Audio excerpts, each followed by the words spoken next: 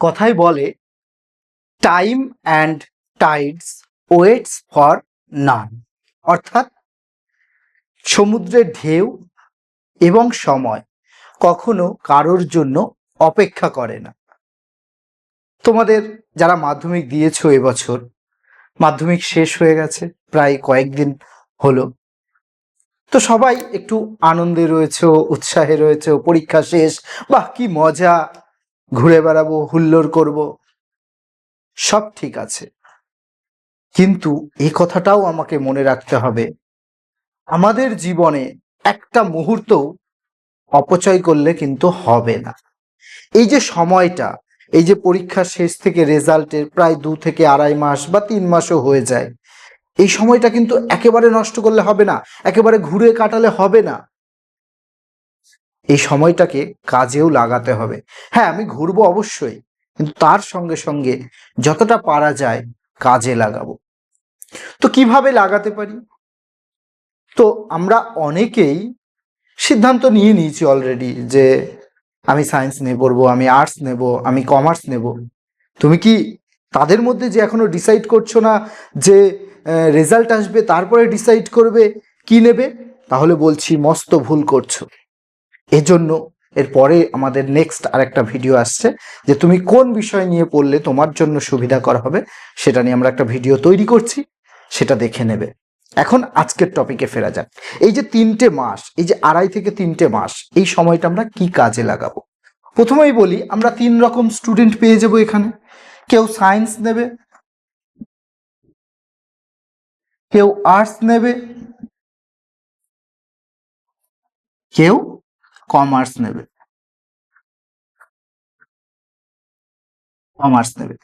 Science যদি নাও, তুমি সায়েন্সের বেসিকগুলো আরেকবার ঝালিয়ে নাও, সিলেবাসটা দেখো কি কি আছে। বরঞ্চ দেখা যায় বর্তমানে সায়েন্স যারা নেয়, ওই মাধ্যমিকের সপ্তাহখানেক পর থেকেই তারা টিউশন শুরু করে দেয়। অ্যাকচুয়ালি টিউশন তো লাগে, আর আজকের দিনে পশ্চিমবঙ্গের বর্তমান যে শিক্ষা ব্যবস্থা, টিউশন ছাড়া গতি নেই, টিউশন লাগবে। আর্টসে যারা নিচ্ছ তারা বাংলা ইংলিশটাকে একটু ঝালিয়ে নাও, গ্রামারগুলো প্রথম থেকে। সাহিত্যের ইতিহাস সম্পর্কে ধারণা নাও, কারণ এবার থেকে তোমাদের সাহিত্যের ইতিহাস পড়তে হবে।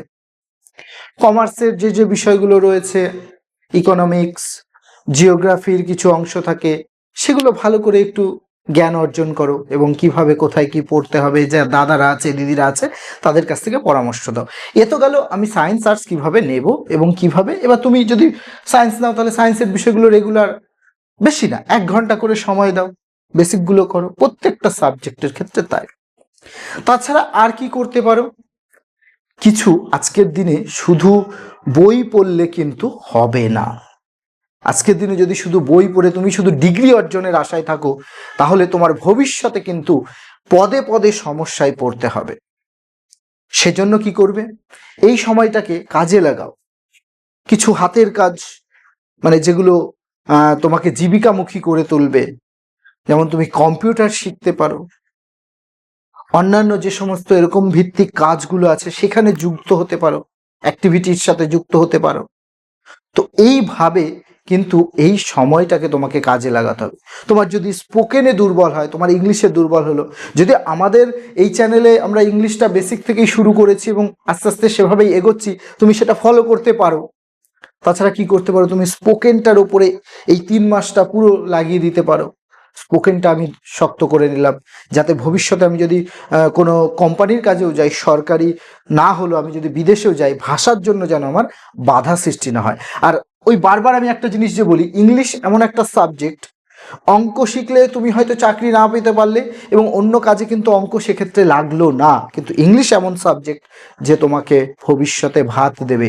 আরে কিছু না হোক, তুমি 10টা স্টুডেন্ট পড়াতে পারবে ইংলিশ পড়ালে কিন্তু তোমার যে নিজের হাত খরচ বা নিজে কারোর সঙ্গে যে কারোর কাছে কথা শুনলে যে রোজগার নেই নেই, সেই কথাটা কিন্তু শুনতে হবে না, তুমি সেদিকটা থেকে সুরক্ষিত থাকবে। তাহলে কি করতে হবে? আমাদের এই যে সময়টাকে কিন্তু বিশেষভাবেই কাজে লাগাতে হবে, সময়টাকে নষ্ট করলে হবে না। ওই অনেক স্টুডেন্টের চিন্তা যে আমি শুধু ঘুরে বেড়াবো, এই সময় তো ছুটি, সেটা করতে যেও না। অনেকেরই একটা দীর্ঘদিনের ইচ্ছা ছিল যে মাধ্যমিকটা হয়ে যাক, আমি মামার বাড়ি যাবো, আমি যাবো, ঠিক আছে, এক সপ্তাহ ঘুরে আসলে তারপরে আবার শুরু করো, স্টার্ট নাও, সেখান থেকে তুমি কিন্তু কাজগুলো তোমার এগিয়ে রাখো। আজকের দিনে এআই লার্নিং আছে, অনলাইনের বিভিন্ন ফ্রিল্যান্সিং শেখার বিষয়গুলো আছে, সেগুলো শিখে রাখো, যাতে তোমার ভবিষ্যতে ওই যে বললাম রোজগারের পথ একটা বন্ধ হলেও আরো হাজার খোলা থাকে। আর পড়াশোনা তো চলবেই এবং চলতে থাকবেই, তো সেভাবে পড়াশোনাও করতে হবে। তাহলে মূল কথা কি? মূল কথা হলো যে যেটা নিয়ে পড়বে উচ্চ মাধ্যমিকে এখনই ঠিক করে নিয়েছো বা আগে থেকেই ঠিক করা ছিল, ভবিষ্যতে রেজাল্টের উপর ভিত্তি করে কেউ সাবজেক্ট চুজ করতে যেও না বা বিষয় চুজ করতে যেও না, তাহলে কিন্তু বিপদে পড়বে। আর যে যেটা নিয়ে ঠিক করে নিয়েছো যে আমি আর্টস নিয়ে পড়বো, আমি সায়েন্স নিয়ে পড়বো, আমি কমার্স নিয়ে পড়বো, সেই বিষয়টা শুরু করে দাও, বেসিক থেকে শুরু করো, বেসিকটাকে আরেকবার ঝালিয়ে নাও। আর কি, তুমি কম্পিউটারে ভর্তি হতে পারো, কম্পিউটার অবশ্যই এই 3 মাসটা কাজে লাগিয়ে 3 মাসে কোর্সটা, যে কোনো একটা কোর্সগুলো হয় 3 মাস ভিত্তিক, সেগুলো করে নিতে পারো। তাছাড়া তুমি এই এআই লার্নিং, মেশিন লার্নিং যেগুলো আছে, তাছাড়া তোমার ফ্রিল্যান্সিং আছে, এগুলো তুমি শিখে নিতে পারো। কারোর যদি কোনো হাতের কাজ শেখার ইচ্ছা থাকে, এই সময়টাকে কাজে লাগাও। এই সময়টাকে কাজে লাগিয়ে ধরো তুমি ভাবলে ফোন রিপেয়ারিংটা শিখবো বা ল্যাপটপ রিপেয়ারিং শিখবো, এই সময়টাই শিখে নাও। পরে তুমি কাজ করলে করলে, না করলে না করলে, তোমার তো একটা জিনিস জানা হয়ে থাকলো এবং অন্যদের থেকে তুমি কিন্তু এগিয়ে থাকলে। আর এইভাবেই প্রতিটা মুহূর্ত কিন্তু কাজে লাগাতে হবে।